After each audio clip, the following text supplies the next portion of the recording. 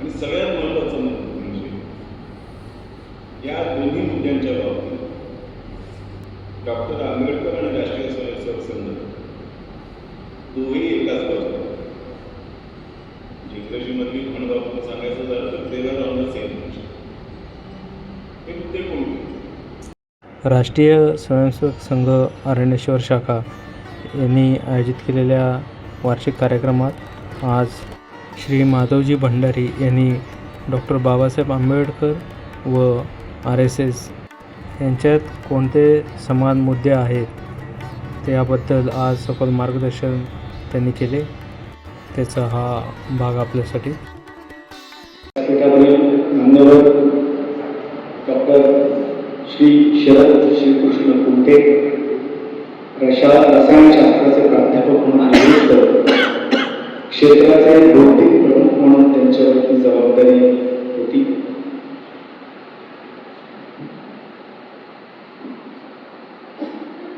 Deccan education सोसायटीच्या नियामक मंडळाचे ते अध्यक्ष होते. दुसरा परिचय डॉक्टर अविनाश डोंगर, पद्मावती नगर संघचालक आणि आजचे प्रमुख वक्ते श्री माधवजी भंडारी यांचा मी परिचय तसा विस्तृत परिचय आहे तो मी करून देतो. माजी मुख्य प्रवक्ता, प्रसार माध्यम प्रमुख व प्रदेश उपाध्यक्ष, महाराष्ट्र भारतीय जनता पार्टी. भारतीय जनता पार्टीच्या स्थापनेच्या दिवसापासून पक्षाचे पूर्ण वेळ काम करताना कोकण विभाग संघटक, प्रदेश प्रचार व प्रसिद्धी प्रमुख म्हणून या जबाबदाऱ्या त्यांनी सांभाळलेल्या आहेत. सिंधुदुर्ग जिल्हा परिषदेवर निवडून गेलेले सदस्य या ठिकाणी जिल्हा परिषद उपाध्यक्ष व अल्पकाळ प्रभारी अध्यक्ष म्हणून त्यांनी काम केलेले आहे. कोकण कृषी विद्यापीठाच्या कार्यकारी सभेवर सदस्य म्हणून ते होते. महाराष्ट्र राज्य पुनर्वसन प्राधिकरण उपाध्यक्ष, मंत्री दल म्हणून काम करत असताना 50,000 पेक्षा अधिक विस्थापित शेतकरी व शेतमजूर कुटुंबांचे पुनर्वसन त्यांनी पूर्ण केलेले आहे. सन 1975 पासून पत्रकारितेत काम केले. आणीबाणीच्या काळात साप्ताहिक विवेकचा सहसंपादक म्हणून काम सांभाळले आहे. आजवर 17 पुस्तके प्रसिद्ध झाली असून अयोध्या, मराठी व हिंदी, डाव्यांचा खरा चेहरा, दृष्टिकोन ही प्रमुख आहेत.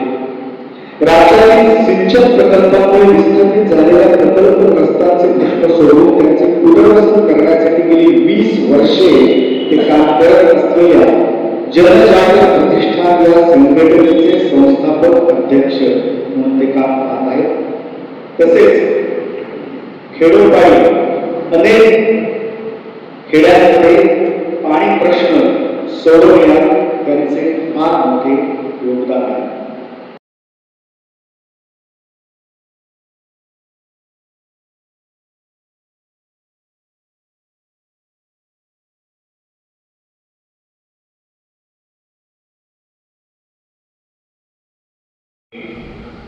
मग मला दिलेल्या विषयाकडे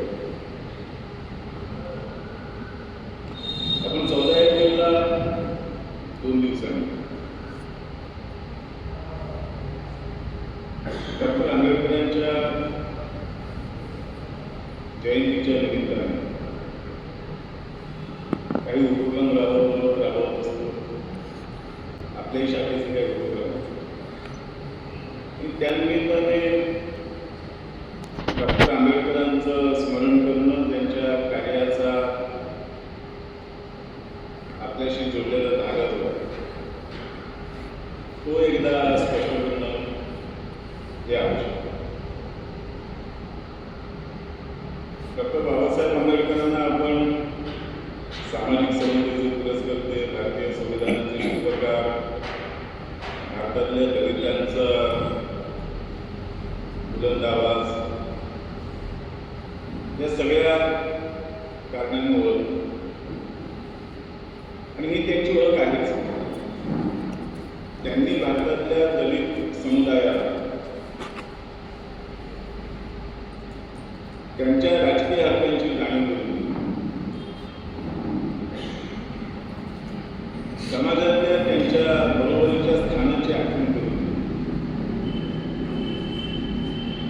त्यांच्यासाठी संविधानाच्या माध्यमातून प्रगतीच्या विकासाच्या संधी उपलब्ध करून दिल्या आणि भारतातल्या सामाजिक समरसतेला एक गतिमानता दिली. जर भारतीय संविधानामध्ये या सगळ्या गोष्टी झाल्या नसत्या तरी समरसता इतक्या लवकर आपल्याला निर्माण होत असताना दिसत नसते. संघाने सुद्धा आपल्या सगळ्या कामामध्ये या सामाजिक समतेचा सामाजिक समरसतेचा पुरस्कार पहिल्यापासून त्याबद्दलच्या अनेक घटना प्रसिद्ध मी काही त्यांचा उल्लेख करत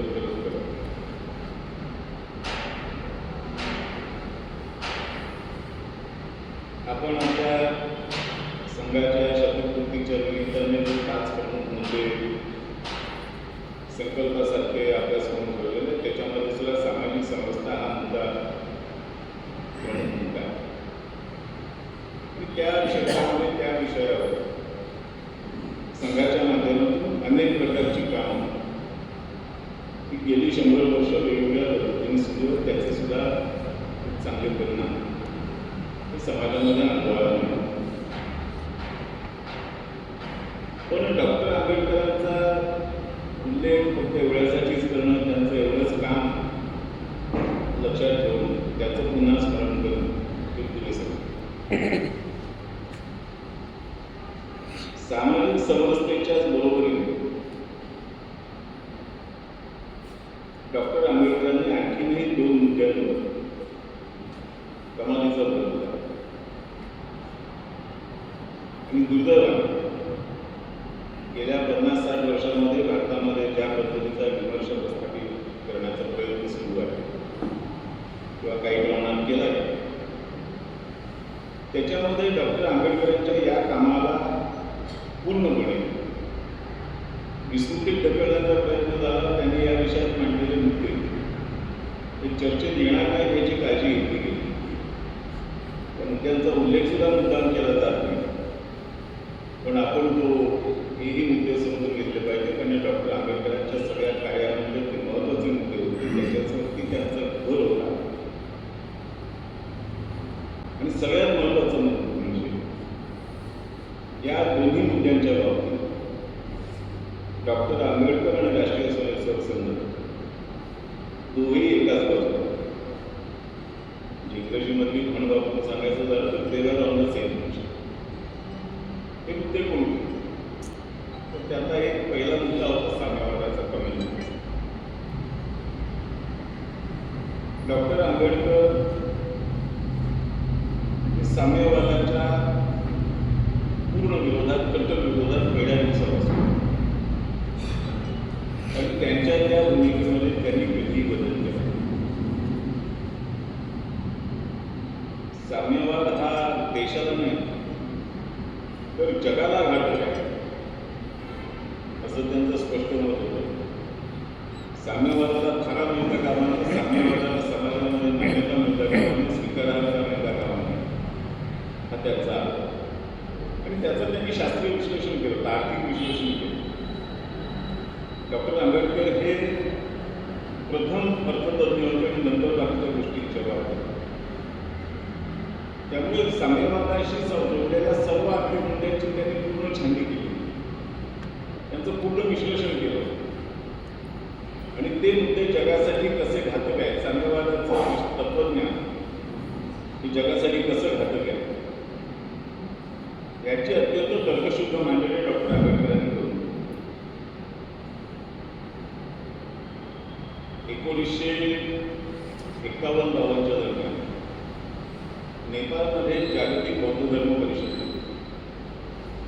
त्या बौद्ध धर्म परिषदेमध्ये डॉक्टर आंबेडकर हे एक निमंत्रित वक्ते होते. त्यावेळेला बाबासाहेबांनी बौद्ध धर्म स्वीकारले नव्हते, तरीसुद्धा त्या परिषदेमध्ये त्यांना निमंत्रित केलेलं होतं. त्यांना त्या ठिकाणी वक्ता म्हणून सन्मानाने बोलावलं होतं आणि अगोदर जो विषय ठरला होता, प्रत्यक्ष परिषद सुरू झाली त्या दिवशी परिषदेच्या संयोजकांनी डॉक्टर साहेब आंबेडकरांना विनंती केली की आपण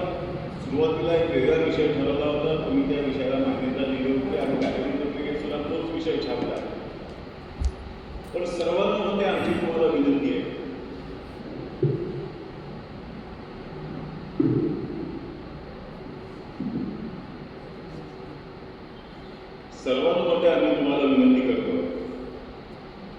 की तुम्ही तुमचा विषय बदला आणि बौद्ध धर्म आणि साम्यवाद या विषयावर बाबासाहेबांनी ती विनंती मान्य केली. फक्त त्यांनी 1 दिवसाची मुदत मागून घेतली. ते म्हणाले मग वेळापत्रकात बदल करा. आणि माझं आजचं व्याख्यान काय संयोजकांनी ती विनंती मान्य केली आणि त्या बौद्ध धर्म परिषदेमध्ये बाबासाहेबांनी जे व्याख्यान दिलं धम्म आणि साम्यवाद हे एक ऐतिहासिक भाषण, ऐतिहासिक दस्तावेज आहे. त्याच्यामध्ये त्यांनी साम्यवादाचा पराभव करण्यासाठी बौद्ध धर्म कसा उपयुक्त आहे आणि साम्यवादाचा पराभव करणं आवश्यक आहे हे 2 मुद्दे अत्यंत स्पष्टतेने तर्कशुद्ध पद्धतीने मांडले. त्याची पुस्तिका आज उपलब्ध मी आपल्याला विनंती करेन की मुद्दाम पुस्तिका मिळून वाचा. ते नेहमी सांगत असत की भारतातला दलित तरुण आणि साम्यवाद यांच्यामध्ये मी भिंतीसारखा होतो आणि सत्य वास्तव. जर डॉक्टर बाबासाहेब आंबेडकर नसतील तर या देशातल्या साम्यवादाच्या प्रसाराचं एक वेगळं रूप आपल्याला बघायला मिळतं. त्याचबरोबर डॉक्टर बाबासाहेबांनी माननीय दत्तोपंत ठेंगडीकडे वेगळ्या पद्धतीने एकदा मांडणी केली होती. त्याची आठवण दत्तोपंतांनी घेऊन ठेवली आहे, सांगितले शरदरावांना सोबत ते आठवलं. ते दत्तोपंतांना म्हणाले होते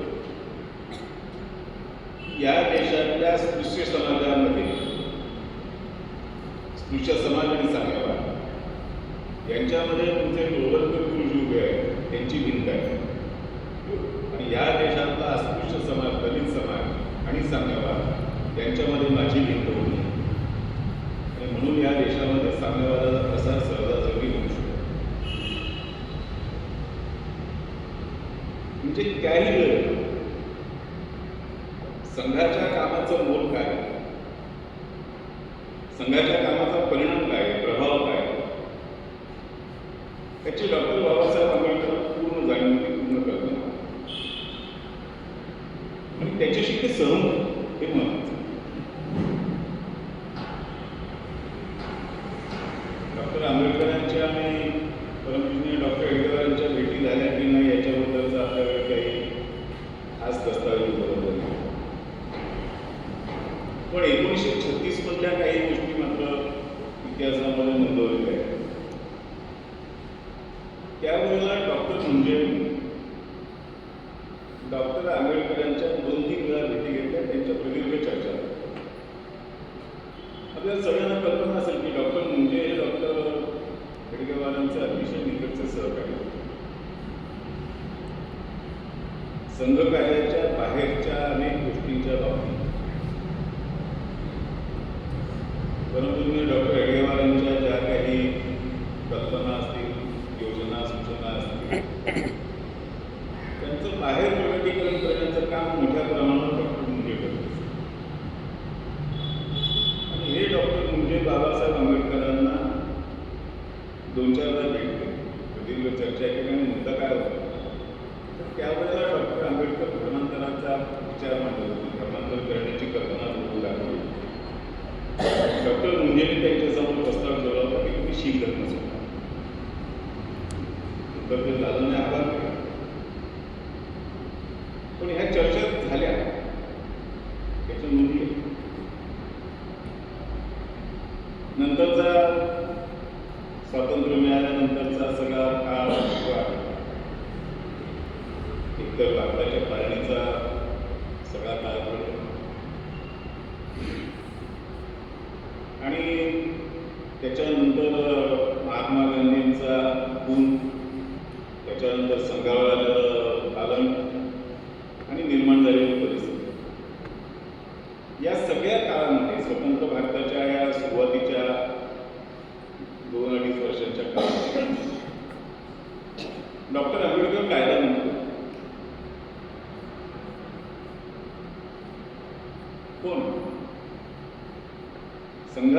बंदी आणि त्याच्याशी संबंधित कोणत्याही विषयावर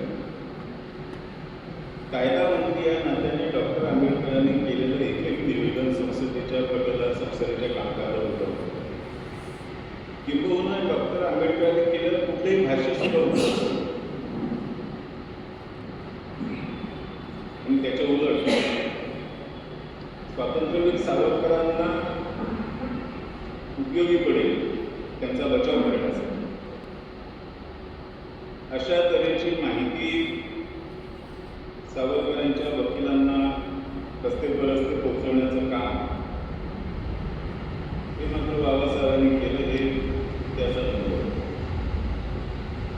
त्यामुळे न बोलता बाबासाहेबांची भूमिका या विषयांमध्ये स्पष्ट. संघावरची बंदी उठल्यानंतर 1949 मध्ये सप्टेंबर 1949 मध्ये परमपूज्य गुरुजींची आणि डॉक्टर आंबेडकरांची एक प्रदीर्घ भेट, जवळजवळ 2-2.5 तास ती भेट झाली होती. आणि पूज्य गुरुजींचे त्यांच्याबरोबर आयुष्यभर सारखे वापरले जे सहकारी होते माननीय डॉक्टर आंबेडकर होते, हे त्या भेटीच्या वेळेला गुरुजींबरोबर गेले होते, परंतु बाहेर होते. त्या बैठकीत नेमकं काय झालं, चर्चा काय झाल्या याचा तपशील हे कधीच बाहेर आले नाही. पण एक लक्षात ठेवण्यासारखा भाग नाही, डॉक्टर बाबासाहेब आंबेडकरांच्या सगळ्या कामांचा सगळ्या विचारांचा नोंद ठेवणारी जी www.ambedkar.org ही वेबसाईट आहे, त्या वेबसाईटवर डॉक्टर आंबेडकरांच्या महत्त्वाच्या भेटीगाठी नोंदवलेल्या आहेत. त्याच्यामध्ये मग महात्मा गांधींबरोबरची भेट आहे, एक 5-6 भेटीचे फार भेटी नाही, फार भेटींच्या नोंदी नाही. बाबासाहेबांच्या भेटी तर अनेक असतात, पण नोंद ठेवलेल्या भेटी ज्या आहेत त्या 5-6च आहेत. आणि त्या 5-6 गुरुजींबरोबरच्या भेटीची नोंद आहे. त्यामुळे बाबासाहेबांच्या अनुयायांना सुद्धा त्या भेटीचं महत्त्व माहिती होतं, त्याच्यातले मुद्दे किती महत्त्वाचे असतील याची त्यांना कल्पना होती. आणि या सगळ्या काळात जसा साम्यवादांचा विरोध हा मुद्दा संघ आणि डॉक्टर बाबासाहेब आंबेडकरांसाठी समान होता, तेवढाच दुसरा समान मुद्दा होता मुस्लिम धर्मांतर्गतचं राजकारण. फाळणीच्या सगळ्या चर्चांमध्ये डॉक्टर आंबेडकरांनी फाळणीचं समर्थन कधी केलं, फाळणी करा असं कधी त्यांनी भूमिका घेतली, पण त्यांची दुसरी भूमिका तेवढीच महत्वाची होती. त्यांचं म्हणणं होतं की जर फाळणी करायचीच असेल तर नुसती भौगोलिक फाळणी करू नका, संपूर्ण लोकसंख्येची अदला करा. आणि ह्या त्यांच्या विधानाचं तर्कशास्त्र काय, अर्थशास्त्र काय, समाजशास्त्र काय याचं पूर्ण विश्लेषण डॉक्टर आंबेडकरांनी स्वतंत्र पुस्तक लिहून केलं. ते पुस्तक मुलातून वाचलं. त्यांचा साम्यवादाला जेवढा विरोध होता तेवढाच प्रखर विरोध इस्लाम असतो. डॉक्टर आंबेडकरांनी जेव्हा धर्मांतराची भूमिका मांडायला सुरुवात केली, अनेक प्रकारची प्रलोभनं त्यांच्यासमोर. त्यांनी ख्रिश्चन धर्म स्वीकारावा, त्यासाठी आठवत आर्थिक लाभापासून राष्ट्रीय लाभापर्यंतच्या अनेक सूचना त्यांच्यापर्यंत पोहोचवल्या गेल्या, पण त्यांनी त्या दुर्गम प्रचंड आर्थिक लाभाचं प्रलोभन घेऊन त्यांना मुस्लिम धर्म स्वीकारण्यासाठी सुद्धा सुचवलं गेलं, त्याच्यासाठी सुद्धा प्रयत्न झाले, पण ते तर त्यांनी कधीच आपल्या आसपासही घेतलं. त्यांनी बौद्ध धर्म स्वीकारला, खूप जाणीवपूर्वक स्वीकारला, विचार करून स्वीकारला. त्याच्या मागचा विचार होता की बौद्ध धर्म हा भारतीय संस्कृतीमध्ये, भारतीय मातीमध्ये जन्म दिला नाही, भारतीय विचार मांडणारा धर्म, भारताची जी तत्वज्ञानाची महान परंपरा आहे त्या तत्वज्ञानाच्या महान परंपरेची जोपासना करणार आहोत. त्याचबरोबर समतेचा संदेश देणार आहोत. या उद्देशाने त्यांनी बौद्ध स्वीकारला. त्यामुळे त्यांना भारतीयत्वाशी कोणत्याही प्रकारची तडजोड नाही. सामाजिक समतेप्रमाणेच भारताच्या एकतेसाठी सुद्धा तेवढी जागली. त्यांचं संपूर्ण हिंदू समाजाशी भांडण होतं. त्यांचं भांडण होतं ते हिंदू समाजातल्या गैरपरंपरांशी, चुकीच्या प्रथांशी भांडण होतं. आणि त्या प्रथा, त्या परंपरा दूर करण्यासाठी जो मदत करेल, जो काम करेल, त्या सगळ्याबद्दल त्यांना काही वेळेला बोलून, काही वेळेला न बोलून आत्मीयतेवरती प्रेम होता आलं. आणि त्यामुळे त्या सगळ्या 1945 ते 1950 या अत्यंत उद्धापातीच्या काळामध्ये देशातले अन्य सर्व राजकीय नेते संघावरती विषारी टीकेची झोड उठवत असताना डॉक्टर आंबेडकरांनी कधीही संघावरती कोणत्याही प्रकारची संघाला अडचणीत आणण्याचा कोणताही प्रयत्न त्यांनी कधी केला नाही. त्यांनी मला सांगितलं तर करू शकतो, पण त्यांनी ते केलं. बाकी त्यांच्याबरोबर संघाचे ते व्यावहारिक संबंध होते त्याची तर माहिती अलीकडे आपल्याला सगळ्यांना बऱ्या प्रमाणात मिळालेलं की त्यांच्या पहिल्या निवडणुकीपासून संघाने त्यांना मदत केली. भंडाऱ्याच्या लोकसभा निवडणुकीमध्ये दत्तोपंत ठेंगडी त्यांच्या प्रचाराची धुरा सांभाळली. त्यावेळेला जिल्हा प्रचारक असलेले रामभाऊ गुंडाळे ते बाकी सर्व काम सांभाळलं. त्यांची निवडणूक ही सगळी त्या काळामध्ये संघ जनसंघाच्या कार्यकर्त्यांनी घेऊन आणि अनेक प्रकारे संघाच्या कामाचा उपयोग मदत ही बाबासाहेबांना होत असे. त्याच्या अनेक घटना मी काही लोकांना माहिती होत्या, हल्ली त्यातल्या अनेक नव्या घटना होत्या. त्यामुळे हा सगळा जर विषय लक्षात घेतला तर शब्द वेगळे असतील, भाषा वेगळी असेल, कार्यपद्धती वेगळी असेल, कदाचित समोर दिसणारं तात्कालिक उद्दिष्ट वेगळं असेल. राष्ट्रीय स्वयंसेवक संघ आणि डॉक्टर बाबासाहेब आंबेडकर हे एकाच व्यापक पायावर उभे होते. आणि नुसते एकाच व्यापक पायावर उभे नसते, त्यांचं व्यापक उद्दिष्ट सुद्धा समान. हा जो समानतेचा धागा, हे जे समानतेचं सूत्र हे अधिकाधिक समजून घेणं,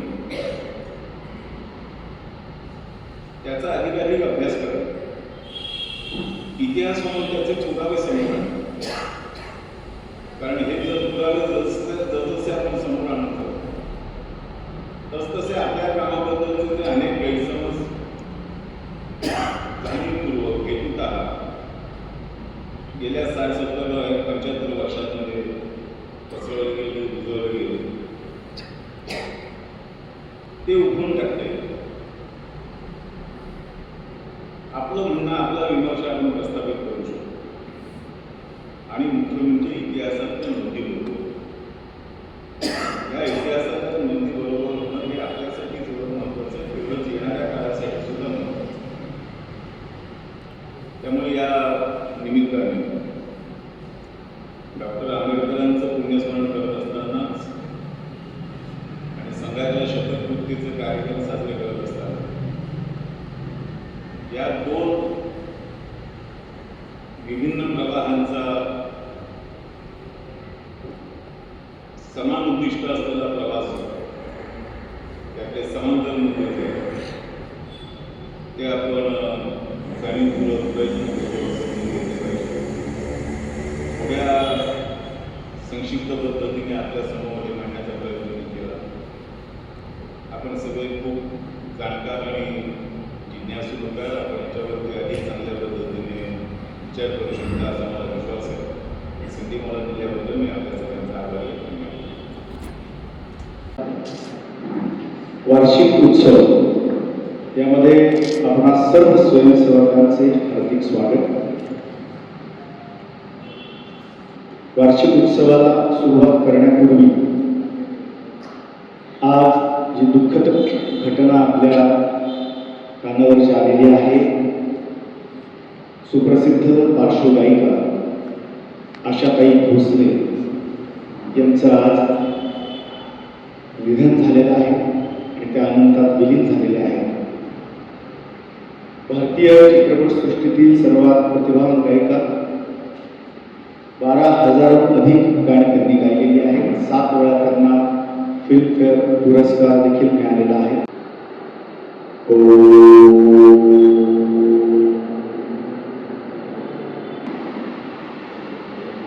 आजच्या आपल्या अरण्येश्वर प्रभात शाखेच्या वार्षिक उत्सवामध्ये पद्य गायन सुरुवातीला होईल. त्यामध्ये अदिती मोघे, अंजली कळमकर, आसावरी आसरेकर, स्मिता पुजारी, पौर्णिमा पाटणकर, मिताली पोद्दार या पद्य गायन करतील. त्यानंतर शाखेचे मुख्य शिक्षक गतवर्षीचा पूर्ण वर्षाचा आढावा आपल्यासमोर मांडतील. त्यानंतर आजच्या वक्त्यांचा परिचय, त्यानंतर वक्त्यांचा अनुभव या ठिकाणी होईल. त्यानंतर प्रार्थना आणि हा कार्यक्रम वार्षिक उत्सवाचा संपन्न होईल. मी आजच्या पद्य गायनाला विनंती करतो की त्यांनी व्यासपीठावर यावं आणि पद्य गायन करण्यास सुरुवात करावी ही विनंती.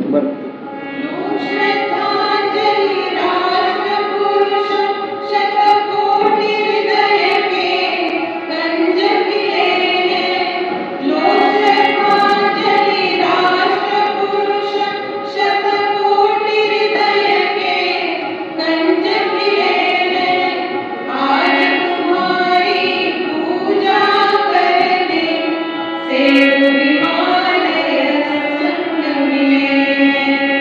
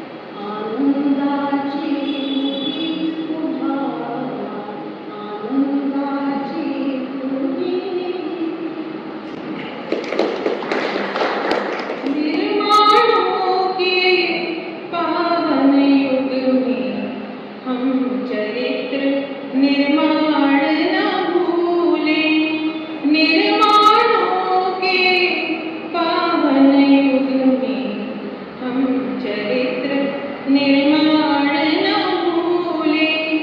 स्वार्थ साधना की आंधी में वसुधा का कल्याण न भूले, निर्माणों के पावन युग में हम चरित्र निर्माण न भूले।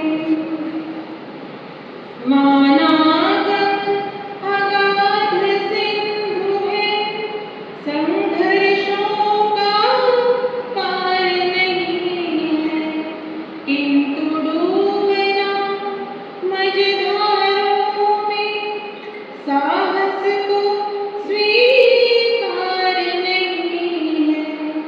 जटिल समस्या सुलझाने को नूतन संधान न भूले, निर्माणों के पावन युग में हम चरित्र निर्माण न भूले। शील विनय आदर्श श्रेष्ठता तार बिना झंकार नहीं है, शिक्षा क्या स्वर साध सकेगी यदि नैतिक आधार नहीं है। कीर्ति कौमुदी की गरिमा में संस्कृति का सम्मान न भूले, निर्माणों के पावन युग में हम चरित्र निर्माण न भूले। स्वार्थ साधना की आंधी में वसुधा का कल्याण न भूले, निर्माणों के पावन युग में हम चरित्र निर्माण न भूले, हम चरित्र निर्माण न भूले, हम चरित्र निर्माण न भूले।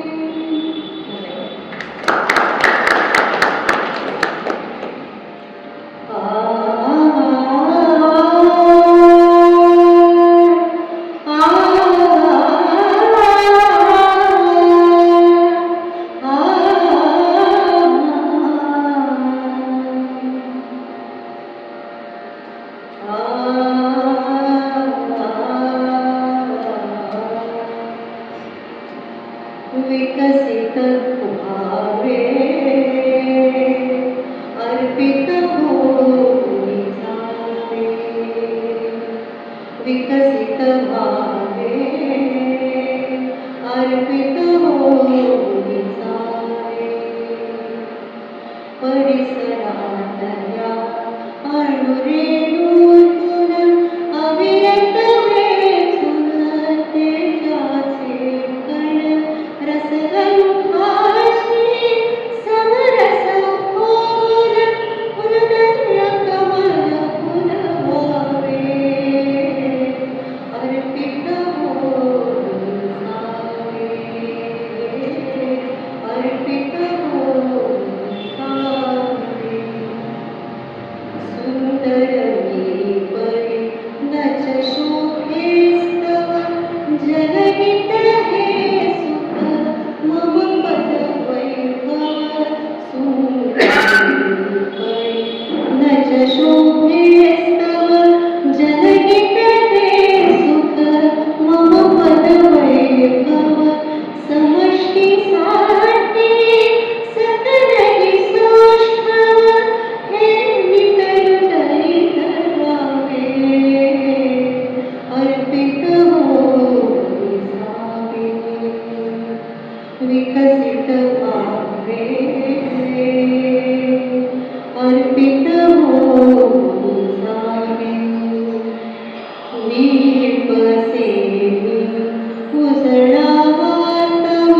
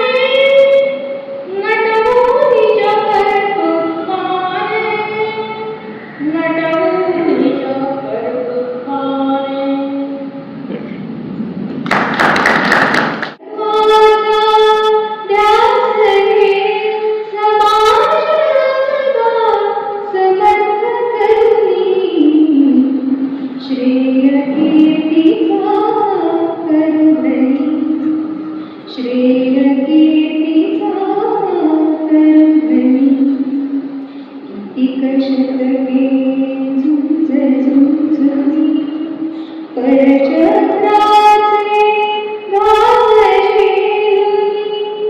पराजयाचे विषप्राशनी मृत्युंजया अमरत्वाचा हाच धनी श्रेय कीर्तीचा परधनी श्रेय कीर्तीचा परधनी वैभवमध्ये नष्ट करोनी मांगल्यावर डाग पाडूनी केली जाती अघोर करणी राखदयाची अखेर धरणी सुवर्णभूचा सिद्धधनी श्रेय कीर्तीचा परधनी श्रेय कीर्तीचा परधनी संघटनाही पुढे चालली एकत्वाचा ध्यास घेऊनी समाजबद्ध समर्थ करुनी श्रेय कीर्तीचा परधनी श्रेय कीर्तीचा परधनी गायकी भगिनींचे खूप खूप आभार. आजच्या या वर्षी हे उत्सवामध्ये संगीत रचने ठेवण्याचा जो हेतू होता तो खऱ्या अर्थाने आशाताईंना आपल्या या संध्येतून भावपूर्ण श्रद्धांजली आपण दिलेली आहे. मी सर्वांना विनंती करतो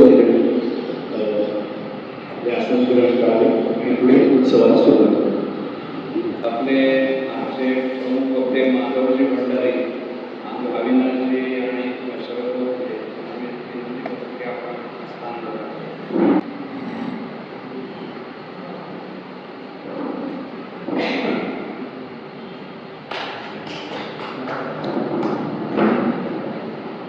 नमस्कार. आजच्या आपल्या वार्षिकोत्सवाच्या कार्यक्रमात मी या वर्षभरातल्या शाखेच्या कार्यक्रमांचा आढावा घेण्यासाठी थोडक्यात उभा आहे ते सांगतो.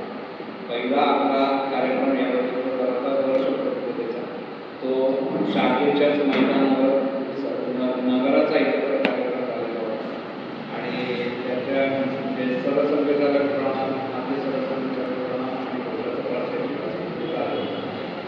दुसरा कार्यक्रम हा दुसरा उत्सव हा हिंदू साम्राज्य दिन उत्सव होता. हा दिनांक 9 जून 25 रोजी सकाळी 7:15 ते 8:15 या वेळात आपल्या शाखेच्या मैदानावर झाला. त्याला आपले प्रमुख पाहुणे वक्ते म्हणून जे होते त्यांचं नाव आहे श्री अभिजित पेल्लेकर. हे ज्येष्ठ लोकसत्ताचे ज्येष्ठ संपादक आणि इतिहासाचे अभ्यासक आहेत. त्या कार्यक्रमाला साधारण 40 ते 50 जण उपस्थित होते आणि शिवाजी महाराजांनी रायगडावरच का राज्याभिषेक केला किंवा रायगड हा आपली राजधानी का केली याच्याबद्दल त्यांनी विस्तृत माहिती दिली.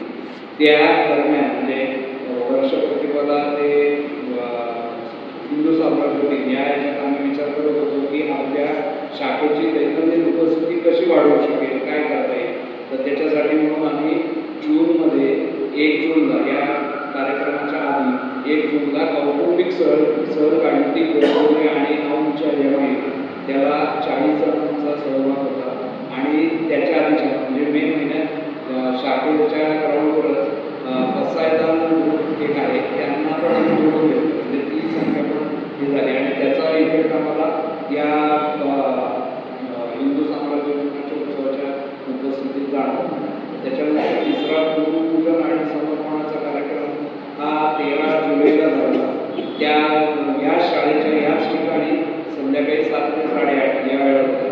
श्री परागमध्ये जे आपले जनकल्याण समितीचे ज्येष्ठ कार्यकर्ते आहेत त्यांचं इथे भाषण झालेलं होतं आणि त्यावेळेला आम्ही प्रयत्न करून आपल्या प्रकारच्या सर्व संघटनांशी संबंध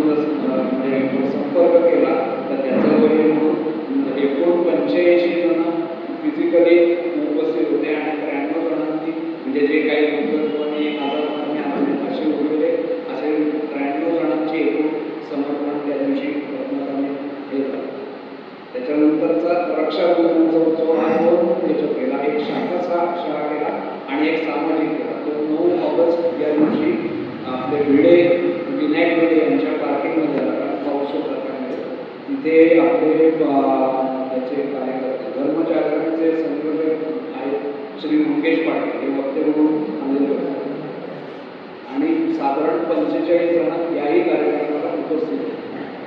त्याच्यानंतर सामाजिक रक्षाबंधन हा जो जागा काढून कार्यक्रम करायचा त्यासाठी आम्ही आमच्या वस्तीमध्ये साधारण 10 ते 12 ठिकाणी वेगवेगळ्या म्हणजे या शाळेच्या काकांचे त्याच्यानंतर इथे जो क्लब आहे त्या लहान मुलांचा तिथे गणपती मंडळ यांच्याशी संपर्क करून तिथे अतिशय चांगल्या पद्धतीने सामाजिक रक्षाबंधनाचा कार्यक्रम केला. त्यालाही प्रतिसाद उत्तम मिळाला. त्याच्यानंतर पुढचा दसरा विजयादशमीचा जो मुख्य उत्सव होता की जेव्हा म्हणजे त्या याच्यापासून संघाची 17 वर्ष चालू झालं तर तो मोठ्या प्रमाणावर करायचा असं होतं. त्या कामामध्ये आम्हाला शरदभाऊ मुंडेंची अतिशय मोलाची मदत आणि हे झाली. त्यांनी आम्हाला सांगितल्याप्रमाणे आम्ही जुने स्वयंसेवक की जे आता शाखेत येत नाही किंवा शाखेला जोडले गेले म्हणजे काही कारणाने संपर्क नाही अशा सर्वांशी संपर्क करून गणवेश पूर्ण गणवेशामध्ये त्या दिवशी 80 प्लस स्वयंसेवक उपस्थित होते या शस्त्रपूजन आणि पथसंचलनाच्या कार्यक्रमात. त्याच्यानंतरचा चौथा महत्त्वाचा मकर संक्रांतीचा उत्सव हा उत्सव सुद्धा शाखेच्या महिन्यातच घेतला होता आणि त्याच वेळेला असं म्हटलं जातं की म्हणजे दसऱ्याचा कार्यक्रम झाल्यानंतर जन्मशताब्दी नाही संघशताब्दीचं वर्ष चालू झालं म्हणून काही वेगळा कार्यक्रम आपण घेऊ शकतो का असं जेव्हा डोक्यात आलं तेव्हा काय करता येईल तर ते करण्यासाठी म्हणून आम्ही आता इथे एक व्याख्यानमाला जोडली. या शाळेच्या प्रांगणामध्ये मागच्या नोव्हेंबरपासून दर महिन्याच्या पहिल्या रविवारी एक व्याख्यान इथे आयोजित करतो. त्या व्याख्यानाला लक्ष्मीकांत जांभोरकर स्मृती व्याख्यानमाला असं नाव दिलेलं आहे. या शाळेचंही संपूर्ण सहकार्याने आमच्या स्वयंसेवकांचे सुद्धा अतिशय चांगले सहकार्य मिळून आत्तापर्यंत 6 व्याख्यानं झाली आहेत. पुढचं व्याख्यान मेच्या 1 तारखेला याच शाळेच्या पटांगणात आहे. ते श्री विवेक व्यवसायी यांचं आहे. त्याचा सुद्धा आपण जरूर लाभ घ्यावा. त्याच्यानंतर म्हणजे हे उपस्थिती वाढीसाठी म्हणून जे काही पूरक कार्यक्रम घेतले त्याचाही आम्हाला याच्यात खूप चांगला फायदा झाला. गुरुपौर्णिमेच्या आधी आम्ही 29 जून रोजी एक कांदेनवमीचा कार्यक्रम केला. त्याचा फायदा आम्हाला गुरुपौर्णिमेच्या उत्सवात दिसून आला. अशा प्रकारे एकूण हे केला आणि अजून एक शताब्दी वर्षात अजून एक नवीन हे चालू केलं आहे की ते अजून चालू आहे. 14 जानेवारी ते 14 एप्रिल या काळात आम्ही अभ्यास पर्व म्हणून हे चालू केलं की रोज 3 प्रश्न विचारले जातात. त्या 3 प्रश्नांची उत्तरं ही दुसऱ्या दिवशी कोणी देतात. हे सगळं संघ संबंधित म्हणजे आहे आणि त्याचा आमचा असा उद्देश आहे की हे 14 एप्रिलला पूर्ण झाल्यानंतर त्याची एक छोटीशी पुस्तिका करायची तयार आणि त्याचं प्रकाशन याप्रमाणे हे विशेष कार्यक्रम म्हणून आम्ही शताब्दी वर्षापूर्वी केले.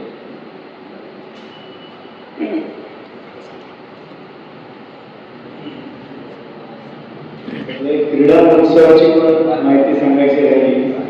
तो क्रीडा महोत्सव पण चांगला झाला. भगवान काकांनी त्यात फार मोठं मार्गदर्शन केलं.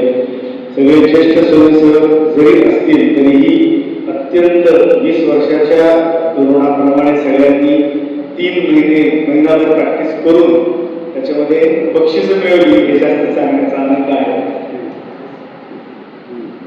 आणि एक सांगायचं राहिलं की वर्षाच्या सुरुवातीला म्हणजे प्रतिपदेनंतर साधारण सरासरी उपस्थिती दैनंदिन उपस्थिती 4 ते 5 स्वयंसेवक असायचे.